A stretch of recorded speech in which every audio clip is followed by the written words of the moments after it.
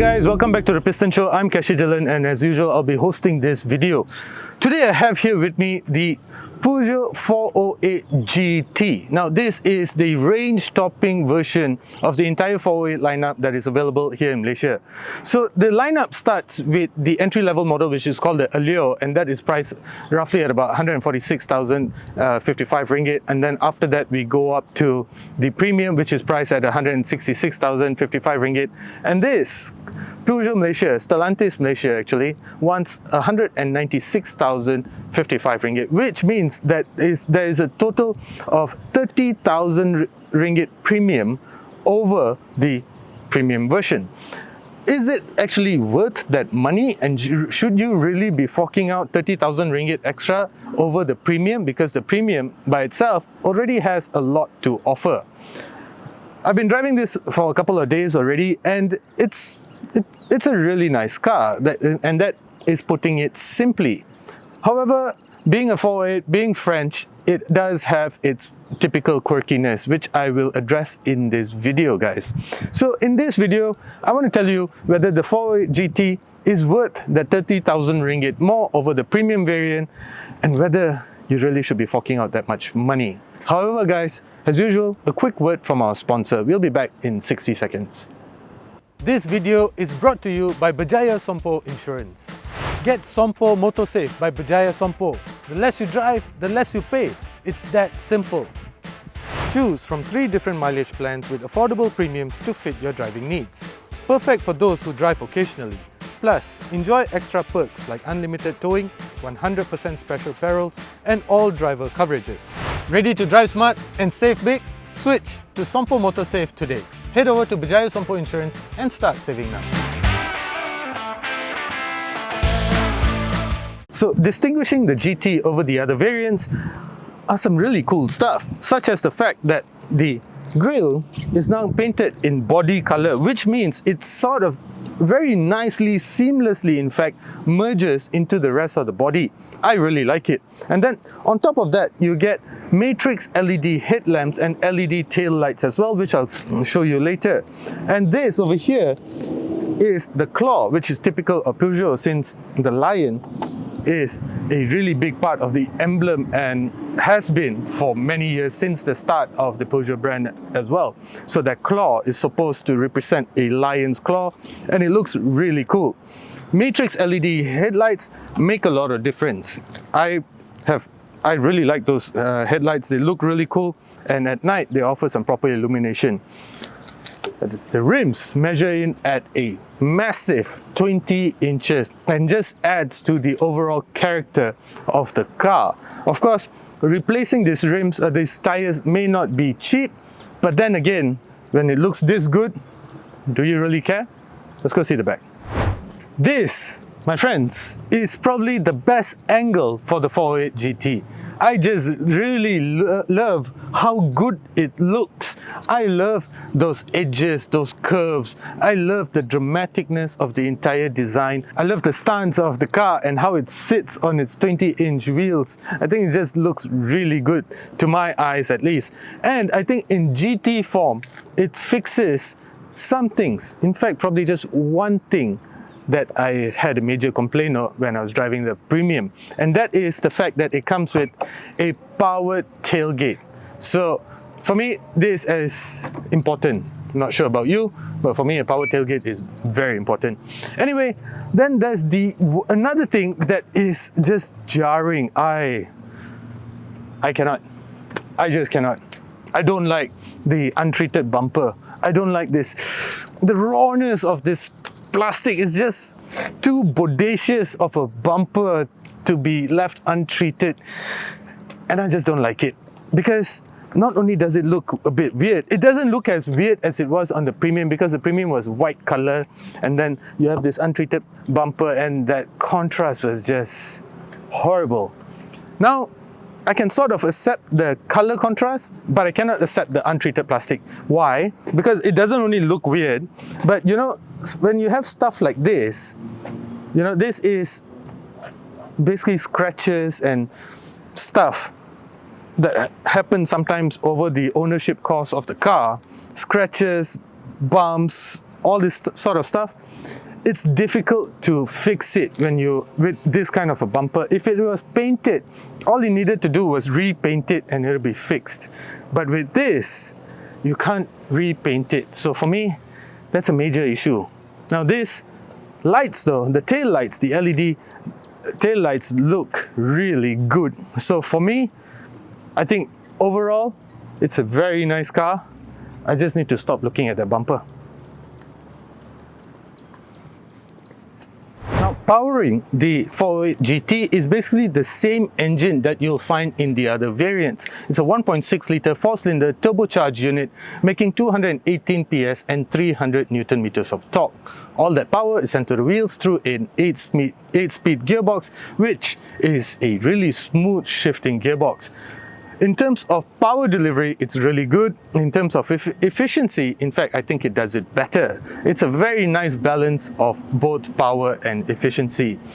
I feel that I've got nothing much to complain or rather say about the engine because, as I said, it does efficiency really well and it provides power really well as well, with just a tad bit of turbo lag, which you can solve by driving it in sport mode. As far as the interior of the 408 GT goes, well, it's a familiar place because it's almost identical to the one in the Premium. I use the word almost because the devil, as usual, is in the details. For example, you get the Peugeot's full-on iCockpit system, which means that you get two 10-inch screens over here, one for your infotainment and one for your instrument cluster, and then you get the shortcuts over here as well that gives you easy access to everything that you need immediate access to, such as your climate control, your seat options, Apple CarPlay, and even your panoramic camera. I think this is brilliant because the problem with digital infotainment screens is that a lot of the key controls that you want fast access to, such as air conditioning controls, are located maybe 2 or 3 steps into the software of the infotainment screen. But by having shortcuts, that just means that it's just a touch away, which is the way that it should be. So I think Peugeot deserves a lot of credit for this. To me, it's brilliant. And then you get stuff like a charge pad, which makes it easy to charge your stuff. You get multiple Type-C USB ports, and as you can notice, there's no gear lever, but you get a selector switch, a gear selector switch, which again is brilliant. Once you start getting used to it, it's totally fantastic. And then you also get a brilliant focal audio system, totally banging, beautiful bass. And if you know me and if you've been following our reviews for long enough, this is a very important thing for me in all my reviews, simply because we spend so much time again in our cars that a good sound system is very important. The seats are fantastic. They're made of Napa leather. They are heated, and they also, which is not a big deal for us Malaysians because we don't need heated seats, but they have a massage function. Again, fantastic. I'm not that big into massages, but I know some people that are. My wife, for one, really likes it. For me, I can live without it, no big deal. The other thing that is very important to me is the trimming. Because in the premium version, you got fabric trims on the side and across the dash. But this, you get this suede-like finishing, which is really nice and gives it a touch of premiumness to the interior. You also get a sunroof over here. And then most importantly is this little thing over here. This is your driver's cockpit. And this is where the most of my issues with this car lays, because of the design of the steering wheel. Right now, I can see the instrument cluster up ahead. I can see it fine. I have all the readouts, but the steering wheel is located at its position right at the bottom, which means it's banging my knees. And when I turn the steering wheel, I sometimes rub onto my legs as well. So it's not ideal.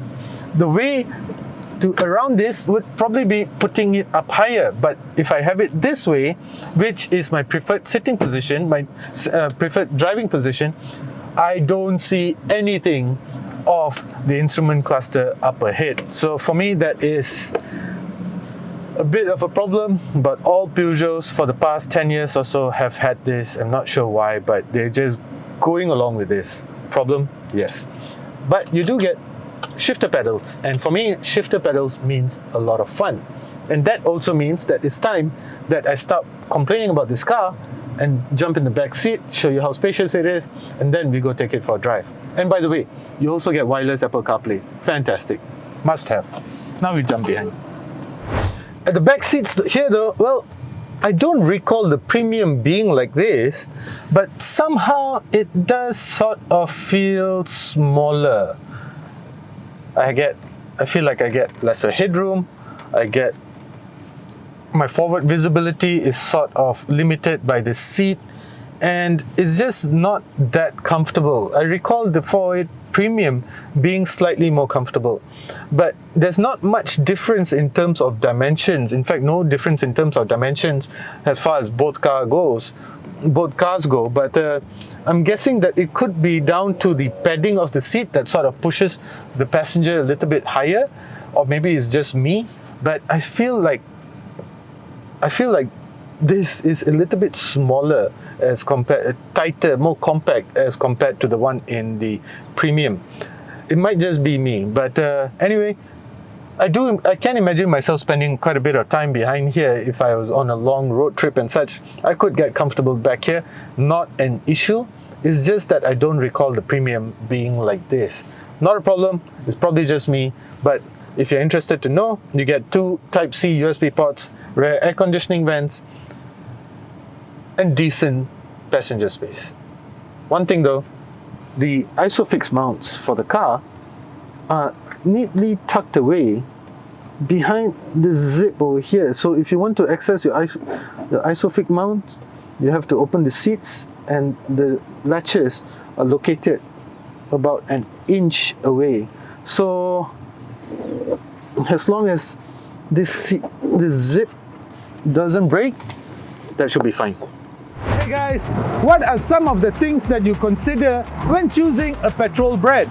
For me, I make sure that the petrol can keep my engine clean and also give me better mileage. I'm sure everybody thinks about this when choosing a particular brand.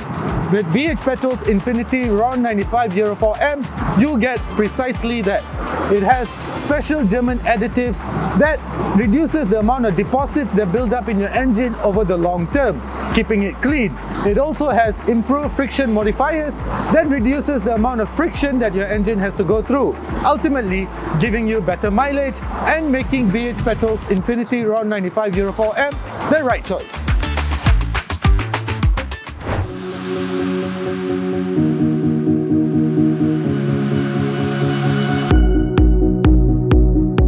So when it comes to driving the 408 GT, it's a very familiar place, especially for me because I've just recently drove the Premium version.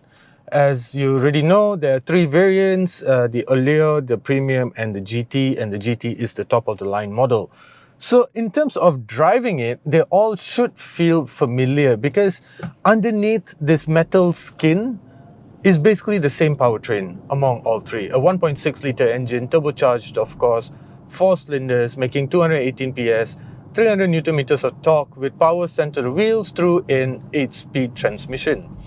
Suspension is the same, everything is the same. I gotta say that the suspension is brilliant. It's a very nice balance of comfort as well as control. So I really like the way the underpinning of this car has been set up.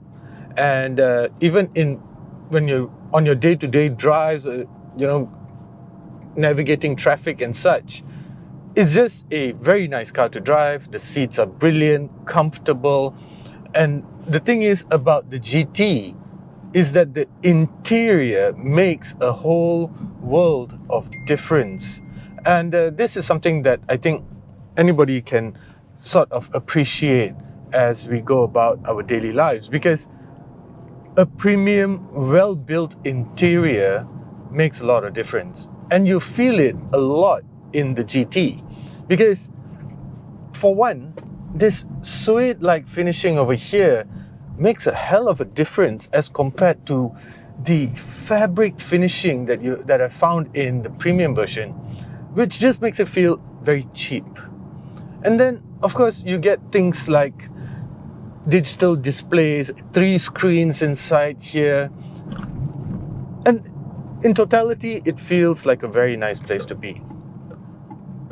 However, getting comfortable in the 408 GT, or rather in any 408s or Peugeots for the matter, can take some time. This is not a car that you sit in and you immediately get comfortable. You have to, the 408 is a comfortable car, don't get me wrong, but it takes its own time. You will have to work at its own terms. The 408, it's typically French. They're not going to try very hard to impress you, but once you get to know them, they're very nice. And that is the same as with the 408 as well. And the culprit over here is this steering wheel. Guys, if you've watched my premium video, 408 premium video, and now you're watching the GT, you will know that I'm basically making the same comments, because the steering wheel is the same. But because this is an entirely different video as compared to the one in the premium, of course, because I'm reviewing this and I've already reviewed the premium, so I have to point this out once again. Bear with me, I'm only just doing my job. So this hexagonal steering wheel makes it really difficult to get comfortable in here, because it hinders the view to the instrument cluster up ahead. So the steering wheel is either too tall, too low, you have to adjust your seat higher or lower, and it just takes a lot of micro adjustments for you to find that perfect spot, which I've done now. And if you're sharing the car with somebody, like your wife, for example, and she's going to come in here and she's going to just adjust this entire thing again, and it's just going to start all over again. So that's the thing about the interior of the GT. But that aside, driving this car is a really nice experience, because it's a very nice balance of comfort. I mean, check out the refinement in here. Hardly hear anything. Refinement is nice. We went over some rough patches, nothing that is buzzing, nothing that is rattling, nothing of that sort whatsoever. And that is just testament to the build quality of the 408. And then you get drive modes as well. So you get Sport, Normal and Eco. And I'm about to hit one of my favorite driving roads where we shoot a lot of our videos. And I'm going to put it into Sport. Here we go. And immediately, it sounds more brash. It sounds more purposeful in here. But that's not because of, some exhaust valves that have suddenly opened up to make the car sound more angry. No, there's none of that. It's just typical use of modern day technology, and I'm talking about active sound control. I'm sure you can hear this. So with active sound control, which is a piece of technology that a lot of car makers use. Oh, this nice corner. I love the way it grips the road. So active sound control it basically emits sportier sounds into the cabin through the speakers. So it's augmented. It's not entirely real. It's just created sounds. But it does serve a purpose in making you believe that the car has suddenly just woken up and now wants to be wrung by the neck and it just wants to have some fun with you. And yes, it definitely has the character, because with 218 PS under your right foot, which is quite generous, roughly about 215 horsepower, it feels really good. Okay. And I also get pedal shifters, so I can downshift and do stuff like this. Coming through a smart tech lane, second gear, first gear.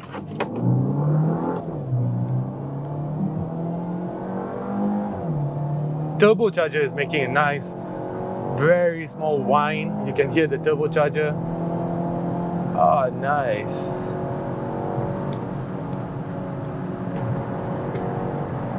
So in terms of performance, the GT definitely doesn't lack anything.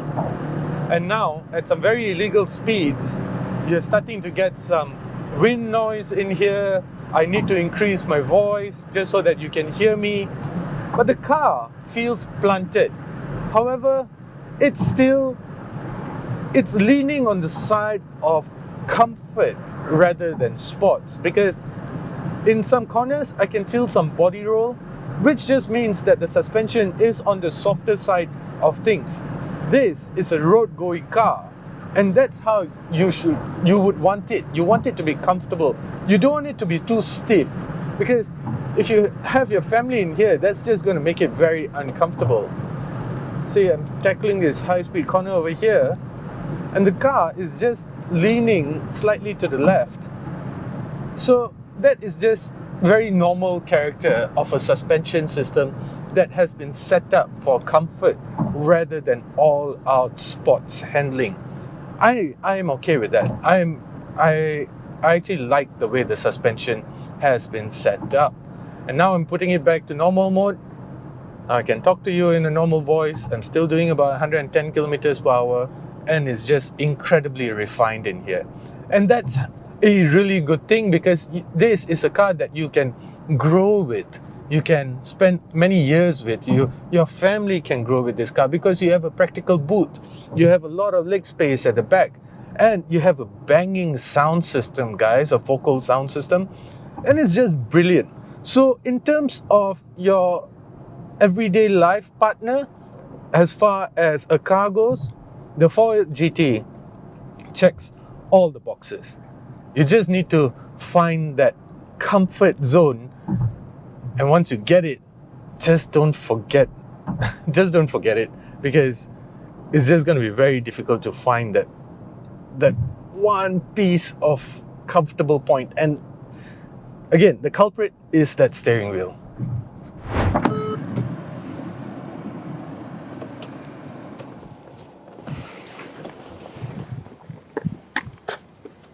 So that's that, and guys, the 488 GT, a full 196,055 ringgit, 30,000 ringgit more than its other variant, the premium. Just for as a reminder, the premium costs 166,055 ringgit. Of course, you get a lot of toys, you get a lot of goodies, and it's also a really good looking car. Again, those 20-inch wheels just add to the character of the car. The body colored front grille, fantastic. The LED matrix headlights, the sound system, the massage seats, the sunroof, and the powered tailgate. For me, I think all of those combined does warrant the 30,000 ringgit, and for me that just makes the 488 feel a lot more premium. For me, the 488 GT is a brilliant everyday car. I think it checks almost all the boxes. Of course, it takes time to get comfortable in the car, as I've already said. And if you're wondering about safety systems, I know some of you have asked about safety systems. As usual, I have to refer to my phone because there's a bunch of it. Anyway, you get stuff like autonomous emergency braking, electronic stability program with hill start assist, traffic sign recognition, high beam assist, tire pressure monitoring system, rear parking sensors, forward parking sensors, rear camera, active bonnet, pedestrian impact protection, 6 airbags, front advanced traffic sign recognition, adaptive cruise control, advanced autonomous emergency braking, forward collision warning, blind spot detection, rear cross traffic alert. So it does have almost all of the safety systems that you've come to expect of a car of this price range. So you let me know whether the Peugeot 488 GT is worth the 196,055 ringgit. After having driven it, I really like it. It has almost everything that I would like in a car of that price range. Thank you for watching, guys. As usual, do consider subscribing.